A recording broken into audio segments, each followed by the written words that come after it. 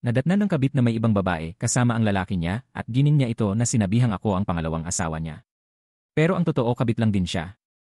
Na minsan nahuli din sila ng tunay na asawa na nangangabayo siya. Pero kalmado lang ang tunay na asawa at hinahayaan lang sila. Ang babaeng nagngangalang Uwan Su ay isang profesional na manlalaro ng golf na ikinasal sa isang mayamang pamilya at nagtrabaho bilang Yin Goodwill Ambassador. Ang kanyang pangunahing responsibilidad ay mangalap ng pondo upang tulungan ang mga inosenteng sibilyan na apektado ng digmaan at kamakailan lamang, isang batang babae ang natanggap na maging beneficiary mula sa SUSAID. Sa kabutihang palad, nailigtas ang bata matapos pamaslangin ng mga terorista ang kanyang pamilya at dukutin siya. Matapos makakuha si Su ng abogado para sa bata, nangalap siya ng ebidensya at dinala ang mga terorista sa isang pandaigdigang hukuman. Pagkatapos, nagbanta ang mga terorista kay On sa pamamagitan ng email. Nagpunta si Su sa Maynila upang kumbinsihin ang mga mayayamang negosyante na magbigay ng donasyon sa isang charity auction na malapit ng maganap sa kabila ng mga banta sa kanyang personal na kaligtasan.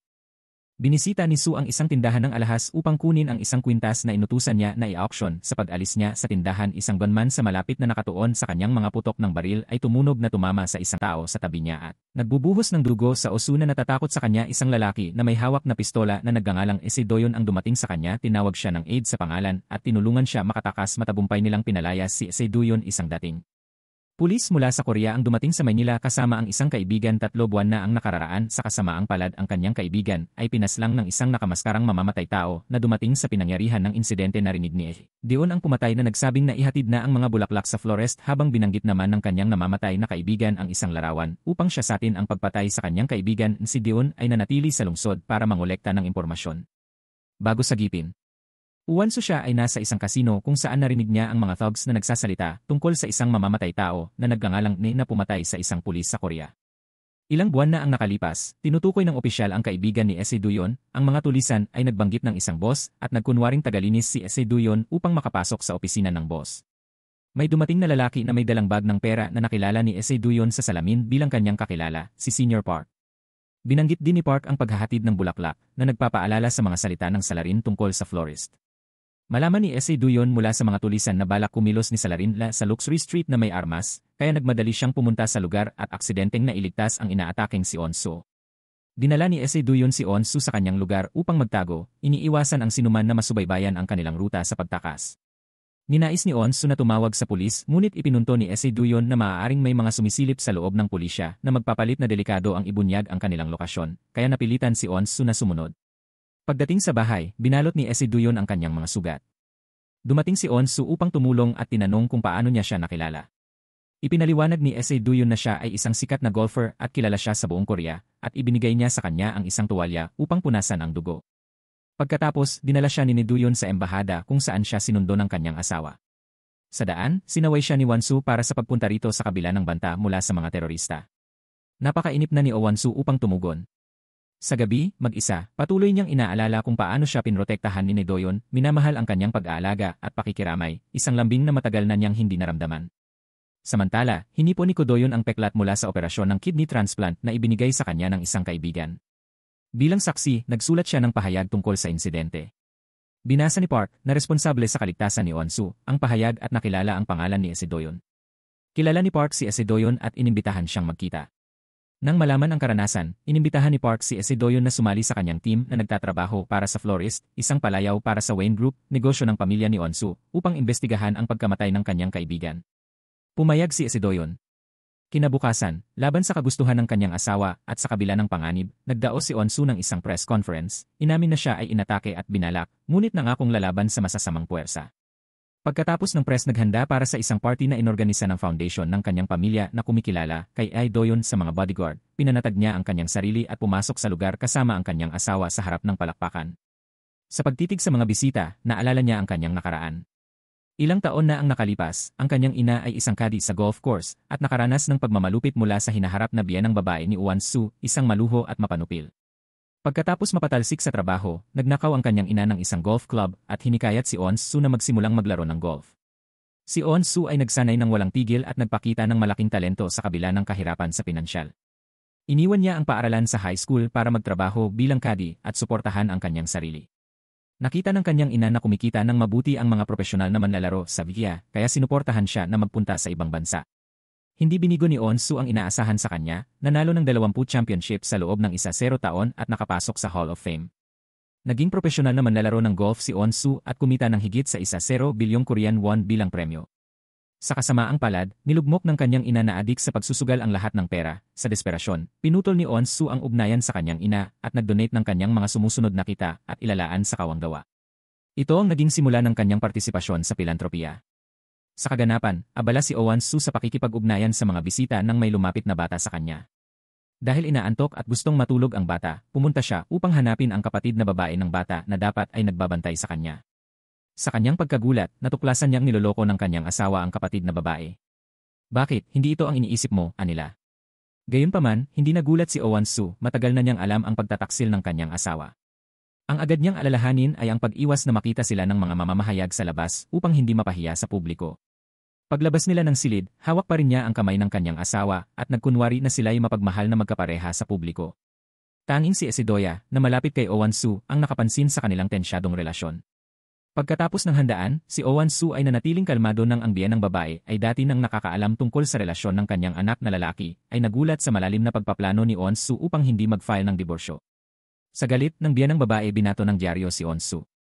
Bilang tugon, kalmado namang tinulak ni On-Soo ang mga tasa sa mesa. Sa kabila ng kaguluhan, ipinagpatuloy niya ang kanyang mga gawaing kawanggawa upang maprotektahan ang kayamanan ng pamilya, determinado na hindi basta-basta iwan ang kanyang pag-aasawa.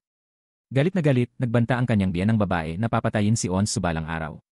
Sa gabing iyon, pakiramdam niya ay malungkot, pumunta si On-Soo sa isang bar ng mag-isa upang uminom at pagtakpan ang kanyang kalungkutan.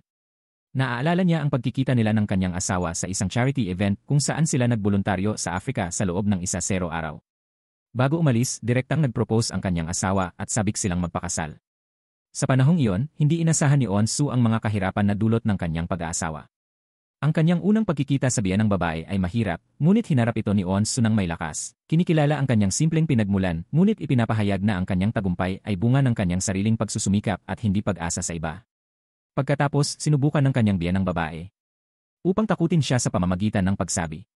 Pinatay niya ang dating kasintahan ng kanyang anak. Ngunit hindi natakot si On-Soo sa kanya kahit pa sa mga sinasabi nito sa kanya.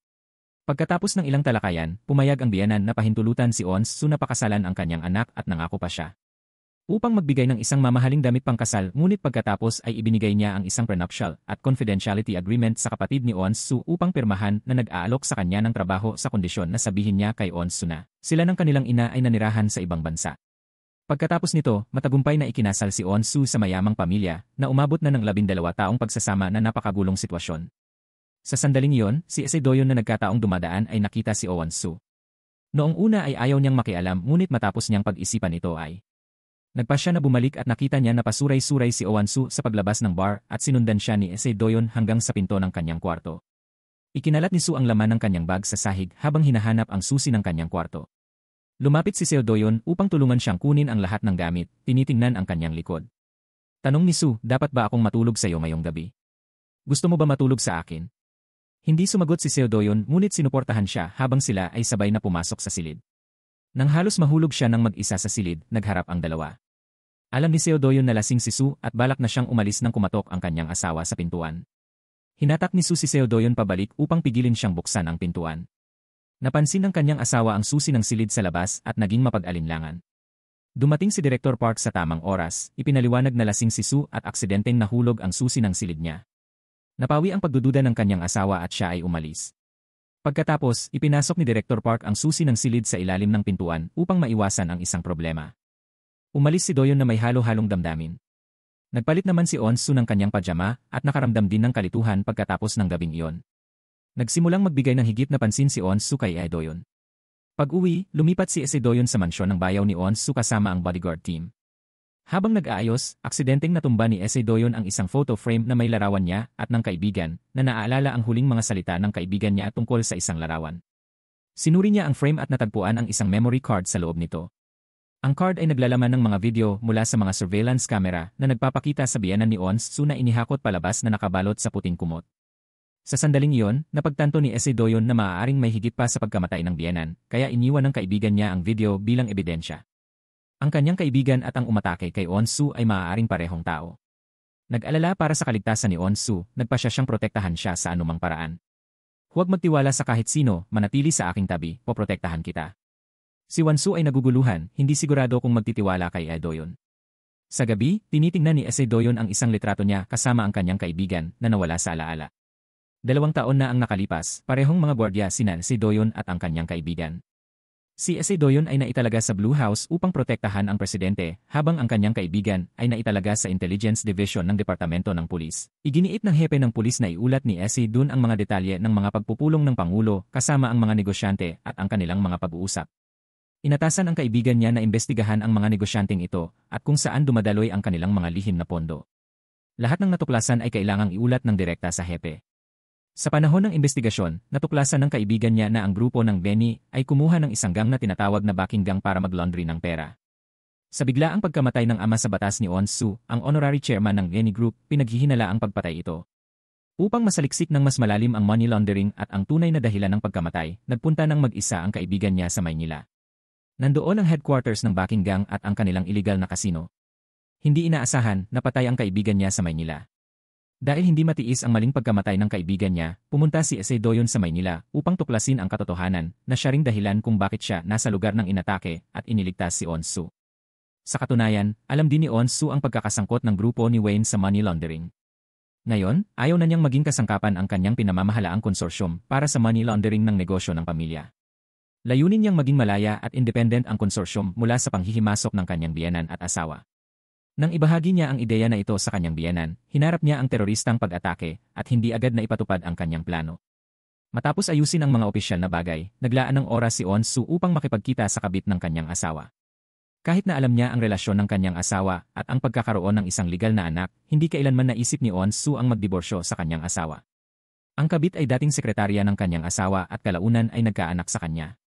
Gayunpaman, ang kanyang asawa, na kilala sa kanyang mga relasyon, ay nagkaroon ng isang maikling pagkakataon sa isang babaeng artista sa isang hotel, na nagresulta ng aksidenteng kamatayan ng artista, upang patigilin ang iskandalo. Pumabor ang biyenan kay Wansu na may magandang reputasyon at malawak na voluntaryo. Hinikayat niya ang kanyang anak na lapitan si Wansu gamit ang isang donasyon sa Aprika, gamit ang kanilang kasal upang itago ang iskandalo. Samantala, nanatili ang kabit sa tabi ng asawa kasama ang kanilang hindi lehitimong anak, tinatawag na kapatid ang isa't isa na. Bakit hindi ka nagpaplano na magdiborsyo? Manatili ka bilang pangalawang asawa magpakailanman. Galit na nagbalik sa bahay si Wansu, kung saan ang kanyang biyenan na palaging tutol sa kanya, ay sinadya siyang kahiyahin sa pamamagitan ng pagdeklara na siya ay dalhin ang iligal na anak ng anak na lalaki sa bahay. Mariing tutol dito si Wansu at gusto niyang ipadala ng kanyang asawa ang kalaguyo at anak sa ibang bansa upang maiwasan ang pampublikong kahihiyan. Sinabi ng asawa na kakausapin muna niya ang kanyang ina, hindi direktang pumapayag kay Wansu. Akala ni Wansu ay maayos na haharapin ng mga biyenan ang bagay ng palihim upang mapanatili ang dangal, ngunit nagulat siya ng payagan ng biyenan na pumasok ang iligal na anak sa bansa sa araw ng kanilang family photoshoot. Ang mahina niyang asawa ay hindi kayang sumalungat sa kanyang ina o tumingin kay Wansu. Binanggit ng biyenan ang mga usaping pagmamana sapagkat ang sariling anak ni Wansu ay namatay noong mga nakaraang taon, isang katotohanan na hindi ibinabahagi sa publiko upang maiwasan ang tsismis. Ngayon, sa pagkakaroon ng isang handang anak, masigasig na inilagay ng biyenan ang bata bilang susunod na mamakahiya. Dahil nakakasunod na wala ng ibang anak at ayaw makipaghiwalay kay Wansu, wala ng ibang pagpipilian kundi tanggapin ang hindi patas na kasunduang ito. Ang triumphant na ngiti ng kanyang biyenan ay malinaw na taliwas sa. Si Wansu ay nagpakita ng galit na mukha sa photoshoot ng pamilya pagkatapos nito nang walang pahintulot ni Wansu, pinagawa ng kanyang biyenan na linisin ang silid ng kanyang anak para sa hindi lehitimong anak. Galit na nagmaneho si Wansu ng mag-isa halos magkaaksidente. Nag-alala para sa kanyang kaligtasan, sumakay si Doyon sa upuan ng pasahero. Nagmaneho sila ng tahimik at naglakad si Wansu sa tabing dagat ng walang sapatos. Tahimik siyang sinundan ni Doyon habang binabantayan siya. Matapos ang mahabang paglalakad, maingat niyang pinunasan ang buhangin sa mga paa nito at tinulungan siyang isuot muli ang kanyang sapatos. Alam niyang hindi siya dapat masyadong lumapit, pinayuhan ni Wansu si Doyon na manatili sa kanyang pwesto. Sa kanyang papel bilang bodyguard, kailangan niya ring ng ebidensya bago niya paniwalaan ang kanyang mga pahayag na ang pumatay sa kaibigan niya at ang kanyang naging umatake ay isang tao. Matapos linisin ang kanyang isip sa tabing dagat, dumating si Wansu sa isang villa kasama si Doyon, ang kanyang asawa. Nahulaan niya na nandyan siya lalo na't ang kanilang relasyon ay malamig at hindi niya maintindihan kung bakit pinananatili nito ang distansya ngunit hindi nagdiborsyo. Sinubukan niyang pilitin ang intimitad, iniisip na magkaroon ng isa pang anak kasama siya. Pumagit na si Doyon nang makita niya si Wansu na naglaban, tiniyak ang ligtas na pag-alis niya. Umalis sila ng tahimik. Matapos umalis si On-soo, ang kanyang asawa na naiinis ay nakipagkita sa ibang babae.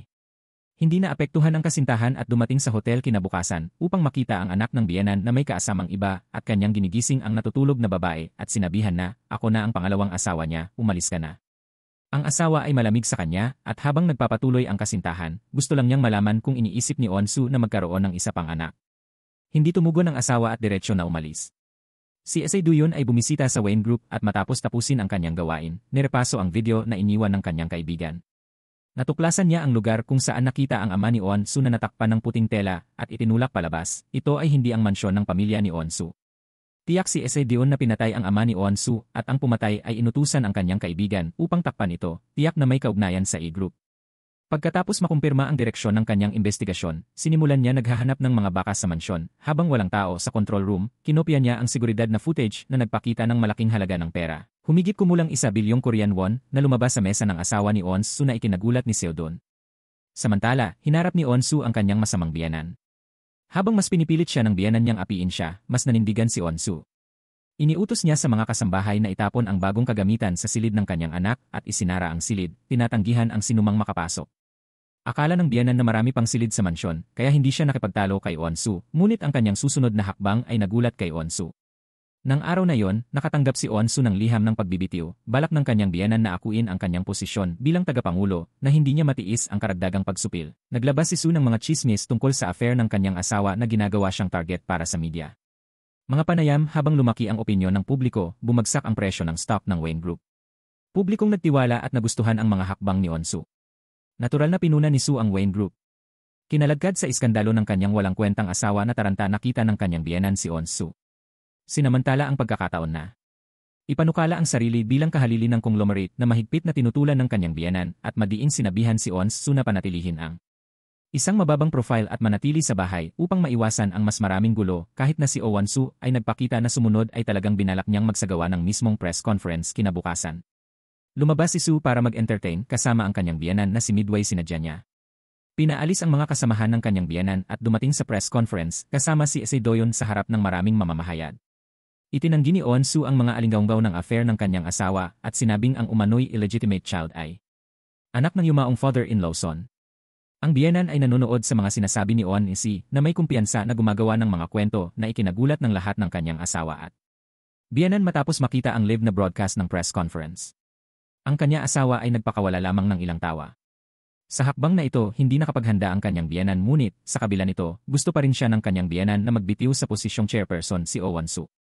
Ngunit siya ay nanindigan na tumatangging tanggapin ang kanyang biyenan.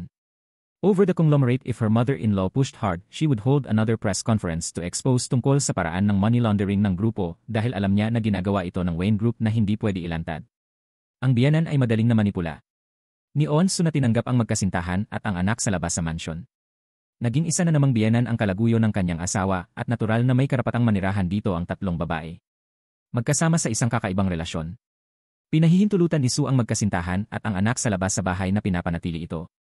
Kahiyahiyang pag-aasawa para lamang protektahan ang kalipunan para sa kanyang yumaong biyenan na si Soo ay lubos na pinagkakatiwalaan ng kanyang biyenan na alam ang superficial unity sa pagitan niya at ng kanyang asawa ngunit gusto pa rin siyang manatili hanggang sa tamang oras ng pag-alis na natili si On-soo sa isang misyon na handang bayaran ang anumang presyo. Si Doyon na nakikiramay sa kanyang sitwasyon, natakot na baka makaharap din siya ng parehong kapalaran tulad ng kanyang biyenan. Nang makita ni On-soo ang nag-aalangan na ekspresyon ni Doyon, ibinahagi niya ang katotohanang natuklasan niya. Napagtanto ni On-soo na ang pumatay sa kaibigan ni Doyon na umatake rin sa kanya ay maaaring isang tao sa loob ng kanyang sariling tahanan. Sa kabila ng mga panganib, nakatuon si On-soo sa gawaing kawanggawa, nagtayo ng isang welfare center sa pamamagitan ng conglomerate.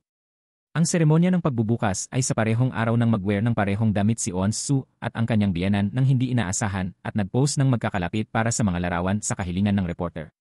Matapos maibahagi ni On-soo ang kanyang galing higit sa biyenan pagkatapos ng seremonya, inilabas ng biyenan ang kanyang galit sa mga bodyguard sa silid practice, pinalaglag sila isa-isa.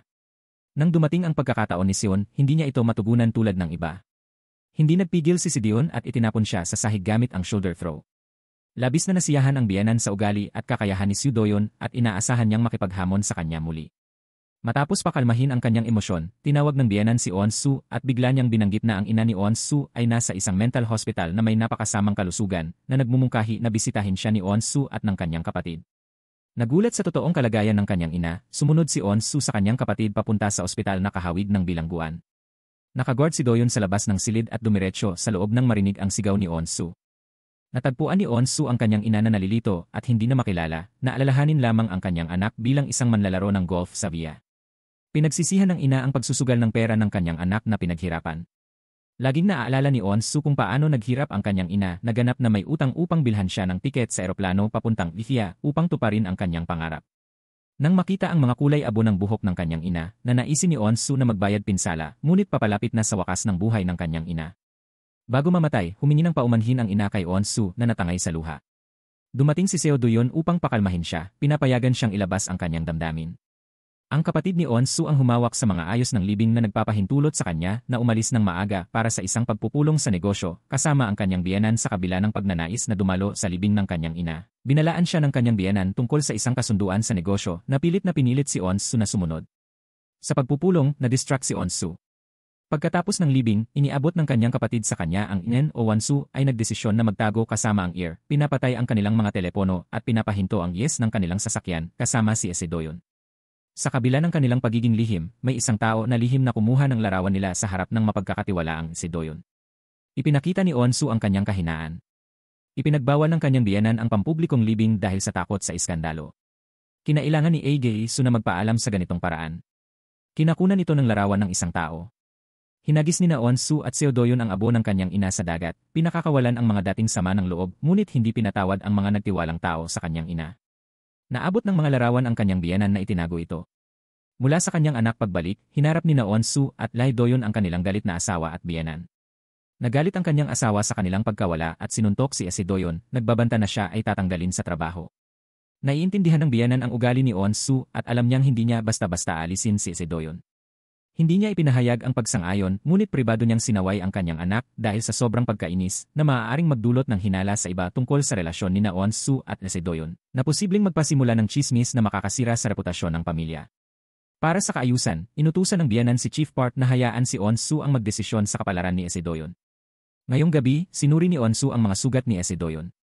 Hinila siya ni Ese Do-yeon sa kanyang silid at inamin ang kanyang nararamdaman. Matagal na siyang nasa tabi niya, batid ang masakit na buhay na kanyang ipinagtiis sa mansyon. Kung maaari, nais niyang isama siya. Gayunpaman, para kay On-soo, mas mahalaga na tuklasin ang sabuatan sa likod ng isang pag-ataking terorista at ang koneksyon nito sa kaibigan ni Do-yeon. Ipinakita ni Do-yeon kay On-soo ang mga iniwang video mula sa kanyang kaibigan na nagpapahiwatig na ang pagkamatay ng biyenan niya ay kahina-hinala. Ang parehong tao ay maaaring target din ang biyenan niya, may intensyon na patayin si Soo, at responsable sa pagkamatay ng kaibigan niya. Kailangan pa nilang magsagawa ng mas malalim na investigasyon. Nagtiwala si Won-soo kay Lee Do-yeon at hiniling sa kanya na tuklasin agad ang katotohanan, hindi niya hahayaang baliwalain si Ese Do-yeon bago pa man. Habang sila ay nag-uusap, kumatok si Chief Park. Una, nais ni Ese Do-yeon na umalis si Soo sa likurang pintuan, ngunit tiwaling pinayagan ni Soo na pumasok si Chief Park, ipinaliwanag na pinag-uusapan nila ang insidenteng terorista. Pagkatapos umalis ni Chief Park, lumabas si Ese Do-yeon sa ilalim ng takip ng gabi papunta sa isang kasino na itinayo ng 8 Stars Gang, umaasang makakatawag sa manager. Nakita ng manager si Ese Do-yeon bilang isang estranghero sa surveillance, tumangging makipagkita, at nagpadala ng screenshot ng video kay Chief Park na nabahala sa ginawa ni Ese Do-yeon. Sa kanyang paglabas sa kasino, tinawag siya ni Punong Park kinabukasan at tinanong tungkol sa kanyang pagdalo roon. Ang mabilis na pagtanggap ni Punong Park sa balita ay nagpapatunay kay Ese Do-yeon na siya ay konektado sa gang na 8 Stars at malamang alam ang sanhi ng pagkamatay ng kanyang kaibigan at ng biyenan ni On-soo. Ibinunyag lamang ni Punong Park na siya ay naglaban ng pera para sa asawa ni Ons at na ang biyenan nito ay namatay ng bigla habang nakikipagtalik at tahimik na bumalik sa mansyon upang iwasan ang iskandalo at itinanggi na ito ay namatay sa atake sa puso. Ipinunto ni Punong Park na ang paglilingkod sa pamilya Chal ay madalas nangangahulugang mabuhay sa masisikip na kalagayan. Binalaan niya si Ese Do-yeon laban sa pabaya o padalos-dalos na mga aksyon. Matatag si Ese Do-yeon na ipagpatuloy ang kanyang investigasyon at ibinahagi ang lahat ng kanyang nalaman kay Ons noong gabing iyon. Iminungkahi ni Ons na imbestigahan din ni Ese Do-yeon si Attorney Han na namamahala sa pamilyang kayamanan at sa mga lihim na pondo ng kumpanya at malamang may maraming lihim na hawak. Nagkaroon ng relasyon si Attorney Han sa biyenan ni Ons ilang taon na ang nakalipas sa asawa ni Ons. Pagkatapos ay nasaksihan ng isang bata ang kanyang ina kasama si Abogado Han at nag-alala tungkol sa pag-alam ng kanyang ama na natiling kalmado ang biyenan dahil alam na niya ang tungkol dito. Habang pinapanood ang kanyang ina na umalis ng kalmado, labis na nasaktan ang bata sa kasalukuyan. Bukod sa pag-utos kay Ese Do-yeon na ipagpatuloy ang investigasyon, gumawa rin si Ons ng ilang hakbang sa kanyang sarili. Natuklasan niya na ang kanyang biyenan ay nagplano makipagtulungan sa pamilya ng nakababatang manugang upang mag-laundry ng pera gamit ang kanilang kumpanya ng kosmetiko. Upang pigilan ang mga iligal na aktibidad na ito, sinadyang sinuportahan ni Onsu ang isang produkto mula sa kumpanyang kakumpetensya nang ilunsad ang bagong linya sa kumpanya ng kosmetiko na nag-overshadow sa kumpanya ng manugang. Dahil dito, napaaway ang manugang at ipinahayag na siya ay minsang itinakda bilang marital na katuwang para sa asawa ni Onsu. Nakinig si Onsu nang walang anumang reaksyon at agad na umalis ang manugang pagkatapos noon. Bumista si Onsu sa isang sentrong pang-welfare at nagkaroon ng isang kahanga-hangang araw na kumakain kasama ang mga bata roon. Sa kanyang pag-uwi, biglang inatake ang kanyang sasakyan ng ilang drone. Nang mapansin ni Seo Do-yeon ang panganib sa pamamagitan ng rearview mirror, mabilis siyang nagpatakbo upang makaiwas sa atake. Sa kabila nito, isang drone ang tumama mismo sa ilalim ng sasakyan, dahilan upang ito ay matamaan at maparumpsa sa kalsada at maaksidente ang mga sakay. Ang mga drone bomb na kontrolado sa malayo ay ipinadala ng isang babaeng bodyguard mula sa Benny Group. Matapos matiyak na ang mga sakay ng sasakyan ay hindi gumagalaw, umalis ang babaeng bodyguard sakay ng motorsiklo. Kalaunan, isang bodyguard pa ang gumapang palabas mula sa sasakyan. Nang muling magkamalay si Seo Do-yeon, iniligtas niya si Onsu mula sa likurang upuan. Nang sila ay makalayo, sumabog ang sasakyan na nagpalipad ng mga piraso papunta sa likod ni Seo Do-yeon na labis na nasugatan. Maingat niyang inilapag si Onsu sa lupa bago siya mismo bumagsak. Ang tatlo ay agad na dinala sa ospital kung saan si Seo Do-yeon. At ang isa pang bodyguard ay na-stabilize na at hindi na nanganganib ang buhay si Onsu na pinrotektahan ni Seo Do-yeon ay nagkaroon lamang ng minor na pinsala habang si Seo Do-yeon ay inilipat sa I. Ang babaeng bodyguard ay may layuning ipagpatuloy ang kanyang pag-atake, ngunit napigilan ng mga surveillance camera sa ospital. Kinailangan niyang tawagan ng iba para iulat ang nabigong misyon. Ang pag-atake kay Onsu at sa kanyang mga kasama ay malawak na na-cover ng media na nakaapekto sa presyo ng stock ng Wei Group. Ang biyenan ay kumuha ng abogado na si Han upang hikayatin ang hepe ng pulisya na tulungan supresahin ang pagiging baliw ng media, anuman kung nahuli o hindi ang salarin. Gayunpaman, si Seo Do-yeon, sa hindi pagsunod sa utos, ay ginamit ang kanyang mga kontak sa pulisya habang siya ay nagre-recover upang makuha ang footage ng surveillance mula malapit sa lugar ng aksidente. Samantala, ang asawa ni Onsu ay nag-aalala rin sa investigasyon ng pulisya at nakausap si Hepe Park. Nagtanong sa istasyon ng pulisya, at nang malaman ng asawa na walang nahanap ang mga pulis, binigyan ni asawa si Chief Park ng malaking halaga ng pera upang humingi ng tulong mula sa gang na 8 stars. Makalipas ang ilang araw, nakabawi na si Onsu. Ang babaeng bodyguard na nagtangkang pumatay sa kanya ay nasa ilalim ng plano ng biyenan at naging personal na bodyguard ni Onsu bago siya mapalaya. Bumisita si Onsu kay Ahdeon na naapektuhan sa lalaking nagbuwis ng buhay upang protektahan siya at nadama niya ang utang na loob kaya siya ay naantig. Humiling si Ahdeon na walang hihingin kundi ipagpatuloy lamang ang pagbabantay kay Onsu. Maikling hinaplos ni Onsu ang kanyang mga sugat habang niyayakap siya ni Seo Do-yeon, pinahahalagahan ang panandaliang sandali ng init. Pag-alis sa ospital, nagpakasipag si Onsu sa trabaho at humiling sa kanyang kapatid ng mga ledger ng consortium. Matapat na sinabi ng kanyang kapatid na mayroon lamang siyang natamper na bersyon at ang orihinal ay nasa abogado na si Han. Kung mailalantad ang orihinal, tanging siya at si Onsu lamang ang sisihin para sa kadahilan ng pangkaligtasan. Tumangging ibigay kay Onsu ang mga ledger na nagdulot sa kanya ng labis na pagkabigo sa bahay. Kailangan din niyang harapin ang kanyang kasintahan sa araw na yon. Hinarap siya ng kanyang kasintahan at ng ina nito na nanawagan sa kanila na magdiborsyo. Tumanggi si Onsu at nagbala na kung hindi magtatagpo ang kanyang kasintahan, papalayasin niya ito at alagaan ang kanilang anak. Natakot ang kasintahan at ang kanyang ina na hamunin ang posisyon ni Onsu. Hindi nagtagal pagkatapos ma-discharge si Onsu, bumalik si Seo Do-yeon sa mansyon. Binisita siya ni Chief Park upang kumustahin at tinalakay nila ang kahina-hinalang pagkamatay ng biyenan ni Onsu. Muli niyang nalaman na minsang nagpadali si Chief Park ng bayad sa gang na 8 stars para sa asawa ni Onsu. Agad na nais ni Seo Do-yeon na maunawaan ang mga dahilan at humingi ng tulong kay Chief Park sa pagsisiyasat. Nang gabing iyon, nilapitan ni Seo Do-yeon si Onsu at hiniling sa kanya na kunin ang orihinal na consortium ledger mula sa silid-aralan ni Attorney Han. Nag-aalala tungkol sa panganib na maaaring kaharapin ni Onsu sa pakikialam sa mga lihim ng consortium, sinikap ni Seo Do-yeon na itigil siya. Hindi mapakali at kulang sa leverage laban sa kanyang biyenan, iginiit ni Onsu na tulungan siya at nag-atubiling pumayag si Seo Do-yeon. Ginamit ni Seo Do-yeon ang pagkakataon upang obserbahan ang guest house ni Attorney Han na walang surveillance at may malaking bantay na aso sa entrada upang itago ang mga pagkakakilanlan. Matalino niyang nakuha ang isang bagay na may amoy ni Attorney Han mula sa kanyang kotse at nilampasan ng aso na hindi alam na ang tahol ng aso ay nakapukaw ng pansin ng babaeng bodyguard sa kanyang mga balak. Inisip ni Seo Do-yeon na gamitin ang fingerprint ni Attorney Han upang makapasok sa bahay. Sa pantry, nakakita siya ng isang ginamit na tasa na may bakas ng lipstick. Alam niyang madalas gumamit si Attorney Han ng lip balm. Kinopya ni Ese Doyon ang fingerprint mula sa baso sa isang espesyal na molde upang lumikha ng peking daliri na nakatulong sa kanya na ma-unlock ang guest house. Pumasok siya sa loob ng pinto, hinarap ang study at napansin ang isang ligtas ngunit hindi alam ang kombinasyon. Nag-install siya ng isang surveillance device sa isang alarm clock na nakaharap sa ligtas para sa mga palatandaan. Matapos ilagay ang kanyang backpack sa pintuan, aksidenteng naitulak ni Seo Doyon ang isang kahon at natuklasan ang orihinal na ledger ng Quantum. Kinuha ang ledger at umalis siya nang dumating si Attorney Han na inalerto ng babaeng bodyguard at ininspeksyon ang ligtas para sa lihim na financial ledger ng grupo. Nakahinga siya nang malaman na buo pa ang laman, gayunpaman, agad niyang napagtanto na nawawala ang orihinal na ledger. Si Doyon ay agad na pumunta kay Won-soo kasama ang ledger, nagmumungkahi na itago ito para sa kanyang kaligtasan.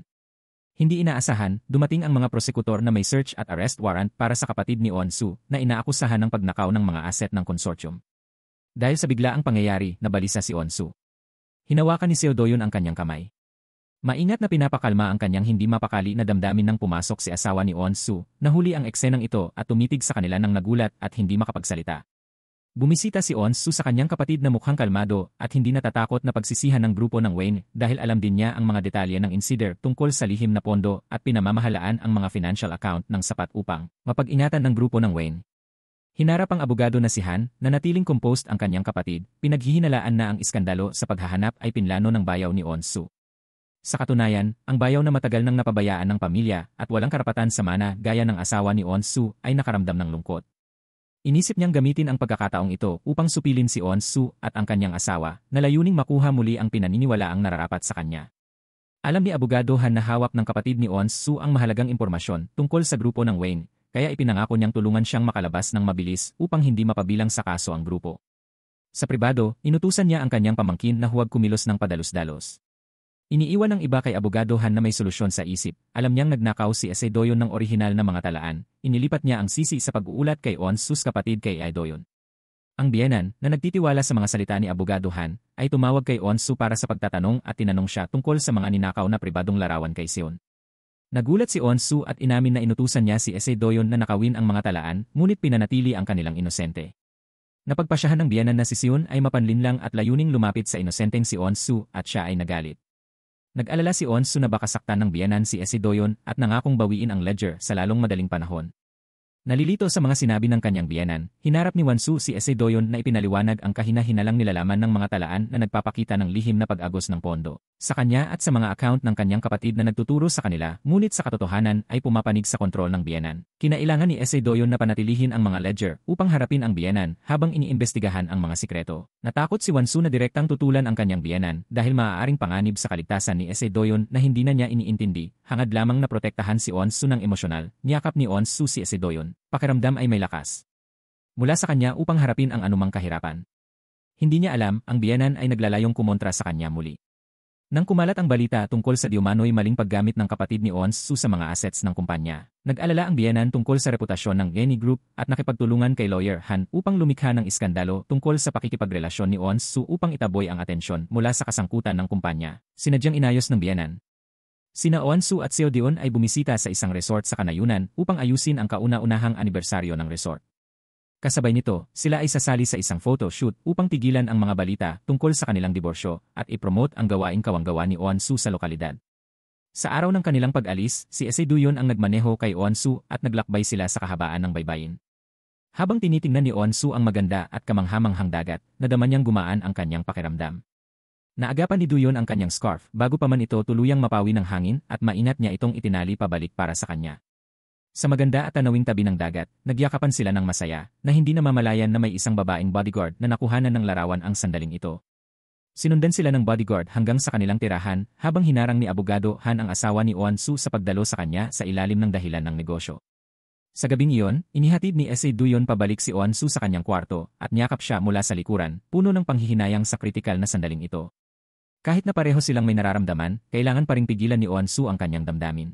Itinago niya ang kanyang damdamin hanggang sa naayos ang sitwasyon. Ang babaeng bodyguard, na sumunod sa mga utos ni abogado Han, ay sinubukang saktan si Won-soo at mapasangkot si Ese Doyon sa pamamagitan ng pagpapahipo ng kanyang mga fingerprints sa sandata. Inatake ng bodyguard si Won-soo habang si Ese Doyon ay nasa labas. Sa malaking pagsusumikap, nakataka si Won-soo. Nang maramdaman niyang may mali, dumating si Seon sa tamang oras at inutusan si Won-soo na tumalon sa bintana. Naglaban siya sa bodyguard, pareho silang bihasa, ngunit gamit ang kutsilyo, nagawang saktan ng bodyguard si Esedeon at tinapakan siya sa basag na salamin. Pagkatapos, tinutukan niya si Onsu na nakatakas lamang papunta sa isang yate sa tabi ng dagat, ngunit sa huli ay natagpuan din itinaboy ng bodyguard siya pababa na nagdulot ng pagkatama ng kanyang ulo at pagkalunod sa wala sa malay. Sa desperadong pagsunod, nahuli ni Esedeon Chas ang bodyguard at tinaboy siya palabas ng yate. Sugatan, nakipaglaban si Esedeon sa bodyguard gamit ang kutsilyo, tumindig ng malakas at sa huli ay nasaktan din siya. Tinapakan niya ito sa dagat na nagtapos sa banta. Pagod at sugatan si Esedeon. Nagmaneho si Doyon ng yate papunta sa bukas na dagat para sa kaligtasan. Kinabukasan, nagising si Doyon, sinigurado na hindi nasaktan si Owansu at sa wakas ay nakapag-relax. Matapos malampasan ang isang panganib sa buhay, sila ay nagyakap at naghalikan ng may pagmamahal.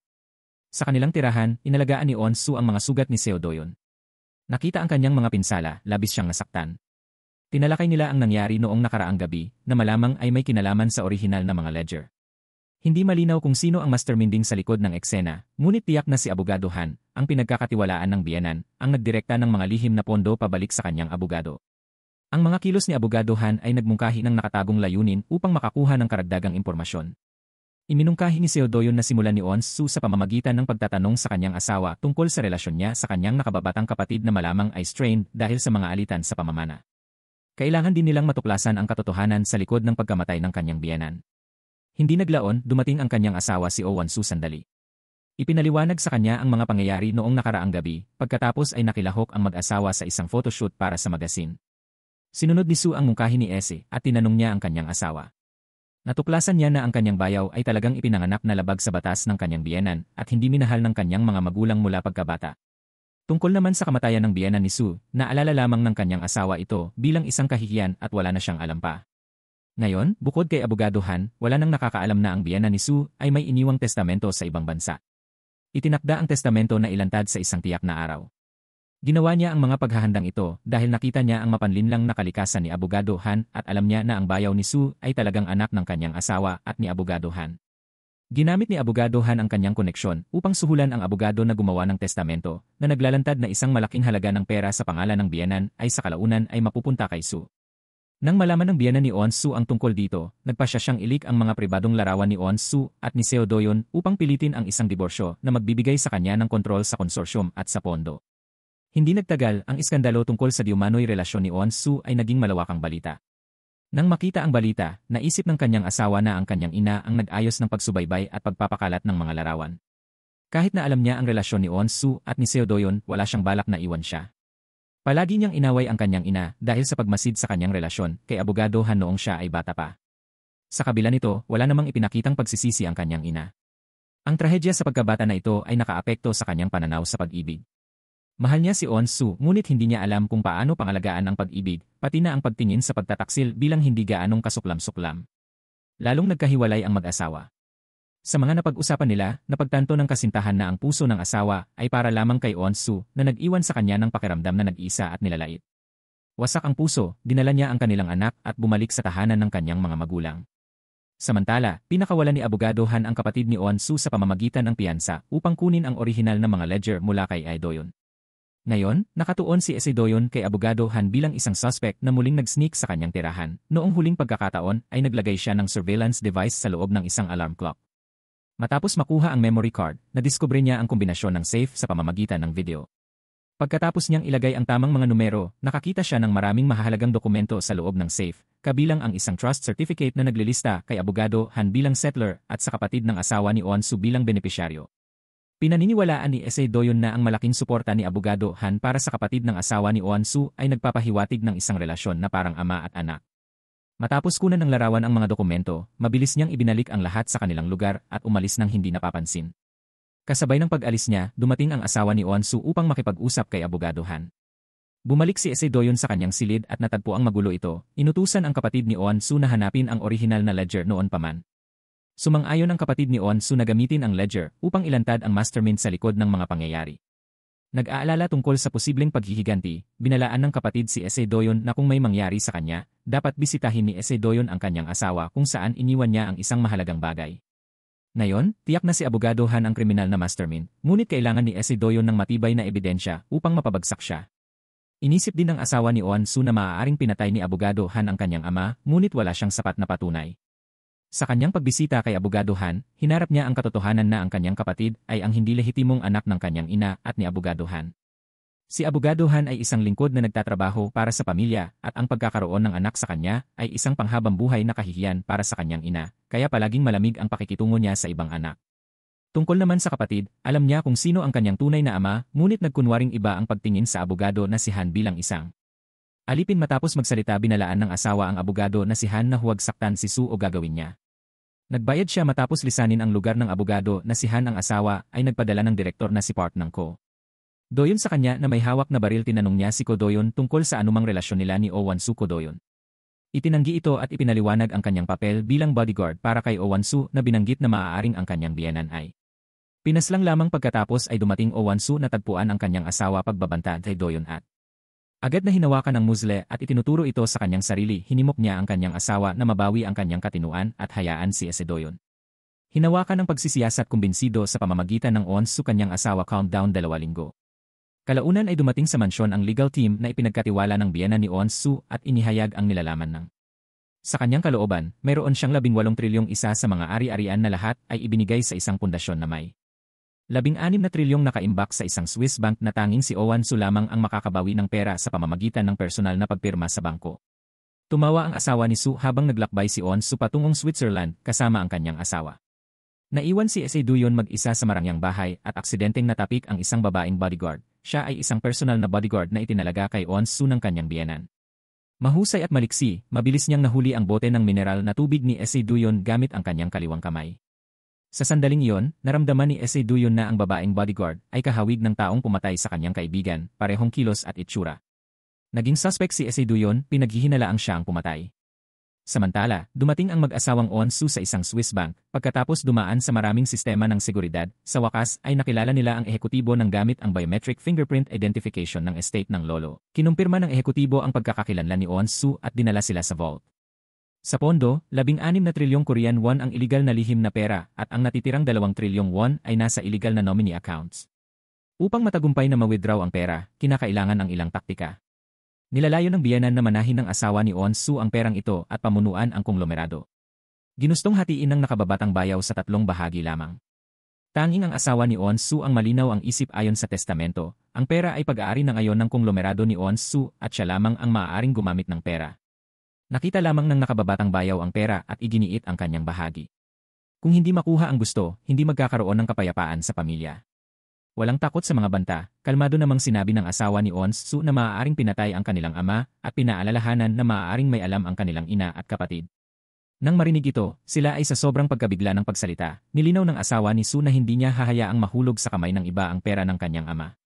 Galit na galit ang nakababatang bayaw at agad na kumonsulta sa abogado na si Han ngayon. Kung Won Soo ay maaaring i-withdraw lamang ang pera sa bangko at mawala, maaari niyang manahin ang estate ng kanyang ama. Abogado Han. Pumayag siyang tulungan ang nakababatang bayaw, ngunit naalala ang nakaraang eksena nang may takot na ang ama ni Won Soo ay natagpuan sa isang pool ng dugo at abogado Han dumating upang mahanap ang kwarto sa gulo at ang nakababatang bayaw na nakatayo sa tabi. Ang bangkay ay nag-aalala na may hawak na isang gintong bar na may bahid ng dugo, ngunit sinabing nawalan ng malay ang kanyang ama na sinabi sa kanya ni Han na umalis. Agad at itinago ang kinaroroonan niya noong araw na yon nang ipaalam kay Chief Park na linisin ang eksena. Nanginig ang abogado na si Han na may emosyon na humihikbi nang hindi mapigilan. Sinabi ni Doyon sa mga kapatid na Soo ang katotohanan. Na ang abogadong si Han at ang nakababatang bayaw ay ama at anak. Ang nakababatang bayaw ay isang illegitimate child without inheritance rights. Target the conglomerate na Doyon pinaghihinalaan na the mastermind. Sa likod ng mga pagtatangka sa Won Soo, maaaring ito ang maanak duo na Doyon binalaan Won Soo upang maging maingat sa personal na babaeng bodyguard na ipinadala ng kanyang biyenan na hindi kailanman mag-isa sa kanya. Dahil maaaring naugnay siya sa abogadong si Han na naghanap ng mga pagkakataon na patayin Won Soo mula pa noong Maynila. Pagkatapos talakayan, ibinalik ni Doyon ang ninakaw na orihinal na ledger ng conglomerate sa kapatid ni Won Soo para sa paghawak ng gabing iyon ay ipinaalam ng kapatid kay Doyon nang maaga na siya ay nag-ayos ng isang pagpupulong sa abogado na si Han. Sa isang liblib na lugar sa tabi ng ilog bago umalis si Doyon, napansin niya na kinailangan ding lumabas ang kahina-hinalang babaeng bodyguard. Pagdating sa ilog ay naitala ni Doyon ang pag-uusap nila ng kapatid ni Won Soo sa kanyang telepono at lihim na kinunan ang Pagpupulong gamit ang kalapit na surveillance camera ipinagpalit ng abogado na si Han ang the ledger sa bank transfer na gusto ng kapatid para matiyak ang kaligtasan ni Won-soo pero sinabihan siya ni lawyer Han na huwag makialam at nagmaneho palayo. Sa susunod na segundo ay patay na ang kapatid na si Ese Doyon na sinasamantala ang kadiliman. Sinaksak niya ang asasasin sa likod ng umaatake ay desperado na nakipaglaban para makatakas. Gusto ni Ko Doyon na habulin ngunit nakita niya nag-agaw buhay ang kapatid ni Ons ay nanatili siya para pindutin ang sugat at tumawag ng emergency services. Sa kabila ng lahat na ginagawa ng doktor. Mga pagsisikap ngunit hindi na kaya mailigtas ang kapatid ni Ons. Pinaghihinalaan ni Koyon na ang tunay na pagkakakilanlan ng mamamatay tao ay ang babaeng bodyguard na paulit-ulit na nagtangkang patayin siya at si Oh Won-soo. Hindi niya alam kung sino ang nasa likod nito. Nang marinig ang pagkamatay ng kanyang kapatid na lalaki, ay sabay-sabay na napaluha si Soo sa harap ni Ese Doyon. Abogado na si Han ay tumawag sa opisina ng taga-usig na nag-ulat ng grupo ng Wayne at ng conglomerate ng mga biyenan na tumanggap ng supwena ay sa isang pagkawala abogado Han ay hindi maabot hanggang sa bukang liwayway siya bumalik at sinabi sa harap ng biyenan ni Won-soo. Sinabi niyang ang kapatid ni Won-soo ang nagbigay ng ledger sa mga otoridad. Kailangan lamang niyang pumunta sa tanggapan ng piskal kasama siya para sa maikling pagtatanong. Pagkatapos ng pagtatanong, habang umaalis sa tanggapan ng piskal, tinalakay ni abogado Han ang pamana ng grupo sa kanya, tinatanong kung may karapatan din ang kanilang nakababatang kapatid. Narinig ito, tumawa ang biyenan at sinabing sino ba sa mundo ang magbibigay ng kumpanya sa anak ng isang kinakasama. Ngumiti si abogado Han nang may kahulugan at iniabot ang nakuha niyang ledger sa piskal, pinapayagan ang biyenan na dalhin ng mga otoridad. Habang iniimbestigahan ang biyenan, dumalo si Won-soo sa libing ng kanyang kapatid. Pagkatapos ng libing, iniabot sa Ese Doyon ang ESC drive mula sa testamento ng kapatid, isang utos na iniwan ng kanyang asawa na naglalaman ng peke o pinakialamang ebidensya sa pananalapi ng konglomerato. Nang gabing iyon, lihim na inilagay ni Ese Doyon ang ESC sa safe ni abogado Han at inireport ang testamento ng kapatid sa mga otoridad upang mahanap nila ito. Ang ebidensya at convict abogado Han sa lalong madaling panahon pagkatapos ng mga taga-usig dumating sa tirahan ng abogado Han pagkuha ng lahat ng bagay. Pati na ang safe na may lesyo habang abala ang mga prosecutor na pansin ni Ese Doyon ang tusong babaeng bodyguard niya. Sinundan siya sa kanyang silid kung saan siya ay naghahanda upang tumakas na Doyon hawak sa kanya sa baril na nakipaglaban sa kanyang sugatan. Ang babaeng bodyguard ay hindi tugma kay Ese Doyon na nagpalupig sa kanya pagpunit ng kanyang damit. Ese Doyon nakita ang isang sugat sa kanya. Sa likod na tumutugma sa sugat ng kutsilyo na ipinataw niya sa pumatay ng gabing iyon na nagpapatunay na siya ang pumatay sa Dennis. Nakuha ng kapatid ni Soo na si Sedoyon ang babaeng bodyguard at nakuha ang ESC drive na naglalaman ng video ng kanyang pagpatay kay Ons. Kapatid ni Soo ang sugat sa kanyang likod ay sapat na upang hatulan siya, ibinigay niya ito sa pulisya habang nakikipaglaban siya sa kanya. Tumingala at nakita ang abogadong si Han sa ikalawang palapag na sumusunod sa kanyang tingin ni Sedoyon, hinarap ang abogado na si Han at kinumpirma na siya. Siya ang utak sa likod ng gwardiya ng katawan na si abogado Han na kalmadong sinabi kay Doyon na lumapit sa kanya at umalis na nagtatawa habang planado na ang kanyang ruta ng pagtakas. Hinukay ni abogado Han ang mga gintong bar na may dug sa bakuran at dinala ang mga ito sa biyenan ni Ons, sunasabik na naghihintay ng kanyang tulong. Gayunpaman, hindi nag-commit si abogado Han na sinasabi na sinusubukan niya lang ang biyenan. Nang maramdaman ng biyenan ang kanyang ugali, naisip niya na siya ang nagbalahura sa kanya. Galit sa pagtataksil, pinuna niya si abogado Han na namuhay ng komportable dahil sa kanya at ngayon ay tinusok siya sa likod. Naiinis si abogado Han sa pagtawag sa kanya bilang lingkod, hindi niya nagustuhan ang mayabang na ugali ng biyenan. Pinanganak niya ang nakababatang bayaw upang makita ang reaksyon niya sa pagkakaroon ng anak sa isang mababang lingkod. Ipinakita ni abogado Han ang dugong gintong bar, ang armas ng pagpatay na ginamit ng nakababatang bayaw, kung ibibigay sa mga otoridad nang hindi ibinubunyag ang kanyang pagiging ama. Ang bayaw ay ituturing na pumatay kung hindi maipapakita ang relasyon sa pagitan ng biyenan at abogado Han. Nag-alok si abogado Han ng paraan upang makalabas siya kung tatanggapin niya ang sisi sa pag-upa ng isang tao para patayin si Ons-soo, iingatan niya ang kanilang lihim. Pinahahalagahan ang kanyang reputasyon, tahimik niyang inamin ang krimen. Akala ni abogado Han na walang mali ang kanyang plano hanggang sa mas nakababatang bayaw na dumaraan sa magulong diborsyo ay pinunit ang kasunduan at tumangging lisanin ang tahanan. Namana ang kawalang katatagan ng kanyang ina, siya ay nagalit sa simpleng pang-udyo. Iniutos niyang lisanin ng lahat ng tauhan ang bahay, kumuha ng shotgun mula sa basement at inihamig ito kay Ons-soo na asawa. Hindi nasiyahan na hindi ibinahagi ng kanyang kapatid ang lihim na pondo, pinaputok niya ang isang babala. Nang marinig ang putok, iniwan ni Ons-soo ang mansyon. Sinundan ni abogado Han ang tunog upang paginhawain ang kanyang anak na bastang sinabi na lisanin siya. Ang asawa ni Ons-soo, nabanggit ang pagkakatulad ng ama at anak, nakangiti. Napagod na si abogado Han sa pagiging tinitingnan bilang isang ang baril na balak na kumilos sa sumunod na pakikibakan ng isa pang. Putok ng baril ay narinig Ons-soo sa labas, likas na tinakpan ang kanyang ulo at bumalik sa loob ng nakababatang bayaw, kinuha ang baril at binaril ang kanyang kapatid ng 2 beses. Ons-soo. Mabilis na sumigaw sa kanyang asawa na tinawag itong asawa ng isang terminong hindi niya ginamit sa isang. Matagal bago siya namatay ay ipinagtapat niya ang kanyang pagmamahal kay On susigurado kung paano.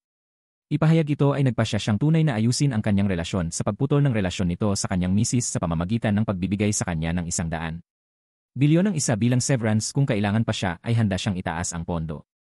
Sa wakas ay nawalan siya ng pagkakataong manatili sa tabi ni OG nang isara niya ang kanyang. Sa huling pagkakataon, ang abogadong si Han ay mabilis na nagplano na ipin ang pagpatay kay Sue na iniutos niya sa kanyang nakababatang. Agad na umalis sa lugar ang bayaw at tinanggal ang surveillance footage matapos lisanin ng kanyang anak ang abogado na si Han. Tinawag ang pulis, kalmadong pinunasan ang mga fingerprints mula sa baril at pagkatapos ay inakusahan si On Sue ng pagpatay sa kanyang asawa. Dinala si On sa istasyon para sa pagtatanong. Dumating si Kodoyon at naimpluwensyahan ang mga pulis na bigyan siya ng ilang minuto kasama siya. Matapos dalhin si On Sue, sinimulan ni Doyon ang paghahanap ng ebidensya. Ang surveillance ay na-format ngunit iniutos niya sa kanyang mga tauhan na hanapin ang nakababatang bayaw na ang kotse ay nasa paradahan pa rin at hindi na itala na umalis. Sinuri ni Doyon ang bawat silid, napansin ang mga damit na natsusto sa pinto ng aparador, binuksan ito at pinilit ang nakababatang bayaw sa kama, tiniyak na may bakas pa rin ng pulbura sa kanyang mga kamay. Nakadetect ng pulis ang pulbura sa kanyang mga kamay at naibalik ang na-delete na footage na nagpapatunay na si On Sue ay nasa labas noong nagpaputok ng baril. Ang ebidensya ay nakapagpatunay at ang nakababatang bayaw ay hindi makakatakas. Sunod, panahon na upang legal na habulin si Abogado Han na sa panahong iyon ay nakakuha na ng posisyon bilang pansamantalang ehekutibo ng Way Group sa pamamagitan ng pagbili ng mga bahagi ng shareholders. Sinuri ni Kodoyon ang sitwasyon, inamin ng biyenan na iniutos sa babaeng bodyguard na atakehin si On Sue na nagpapatunay ng isang transaksyon sa pagitan nila. Sa palagay niya ay hindi niya isusuko ang ledger na nakuha niya sa pamamagitan ng pagpatay sa mga otoridad. Tiyak na si Abogado Han ang nagulat sa kanya pagkatapos makuha ang ledger na nagpapatunay ng relasyon sa trabaho sa babaeng bodyguard. Hinarap ni Kodoyon si Abogado Han, ipinapakita na ang kanyang walang kabuluhang pag-uulat sa biyenan na may hangaring pabagsakin siya ay sa katunayan nagbunyag sa kanya bilang employer ng babaeng bodyguard. Sa sandaling iyon, dumating ang piskal at dinala si Abogado Han sa kasong pang-udyok sa pagpatay. Nakumpirma na ang babaeng bodyguard ay pumatay sa kaibigan ni Seon at kay On Sue. Kapatid na lalaki at sinalakay din ang On Sue kamakailan ang prosecutor binuksan abogado. Natagpuan ni Hans ang ESC drive sa loob na naging ebidensya para sa kanya. Conviction matapos ayusin ang lahat ng bagay ay Doyon isinumite ang kanyang pagbibitiw at sila. Nagpaalam na ang bawat isa sa kanila ay nagbalik sa kani-kanilang landas On's biyenan ni Sue. Pinawalang sala sa pagpatay para sa mas mataas na singil ngunit patuloy na nahaharap sa mga legal na kahihinatnan para sa iba pang mga krimen sa panahon ng. Sa kanyang paglaya, binisita niya ang kanyang nakababatang anak at sinabi sa kanya ang tungkol sa mga pagbabanta ng abogadong si Hans sa mga gintong bar na nagbabala sa kanya na huwag kailanman. Trust lawyer na si Han Furious, hinarap ng nakababatang bayaw ang abogadong si Han. Naiinis sa pagtingin sa kanya dahil sa kanyang ama at natanto na ipinagkanulo din siya ng abogado na si Han ay balak niyang patayin. Abogado na si Han ngunit pinigilan ng mga gwardiya ng bilangguan nang makita ang galit na abogado ng kanyang anak. Hanadama ang kanyang buhay ay isang kabiguan makalipas ang 1 taon o once Sue ipinagpatuloy ang kanyang global. Ginagamit ang pera ng mga conglomerate para tulungan ang mga mahihirap, regular siyang naglalakbay sa ibang bansa kasama ang mga voluntaryo at nakatagpo si Doyon sa paliparan. Simula ngayon, sasamahan siya nito sa paglalakbay sa bawat sulok ng mundo.